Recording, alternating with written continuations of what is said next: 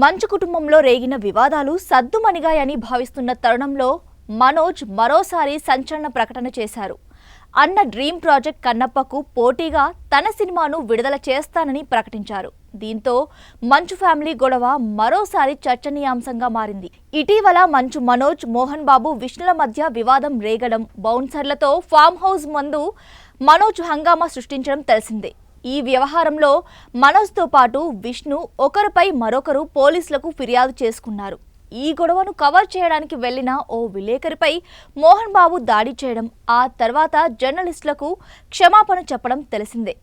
కొంతకాలంగా అన్నదమ్ములు మౌనంగా ఉండడంతో గొడవ సమసిపోయిందని అంతా అనుకున్నారు. ఇటీవల మోహన్ బాబు పుట్టినరోజు సందర్భంగా మనోజ్ సోషల్ మీడియా వేదికగా భావోద్వేగపూరితమైన పోస్టు పెట్టడంతో మంచు కుటుంబం కలిసిపోయిందని అభిమానులు ఆశించారు. అయితే మంచు కుటుంబ వివాదానికి సంబంధించిన వేడి ఇప్పుడు వెండితెరకు మళ్లీ తాకింది. అన్నదమ్ములు పోటీగా సినిమాలకు విడుదల చేసేందుకు ప్రయత్నిస్తున్నారు. మంచు విష్ణు తన డ్రీమ్ ప్రాజెక్ట్ కన్నప్ప చిత్రాన్ని ఏప్రిల్లో విడుదల చేసేందుకు ఏర్పాట్లు చేస్తూ ఉండగా, మంచు మనోజ్ కూడా తన తాజా సినిమా భైరవంను అదే సమయంలో విడుదల చేస్తానని ప్రకటించారు. వెండితెరపైనే తేల్చుకుందామని అన్నకు వార్నింగ్ ఇచ్చారు. ప్రస్తుతం మంచు మనోజ్ కామెంట్స్ సోషల్ మీడియాలో వైరల్ అవుతున్నాయి.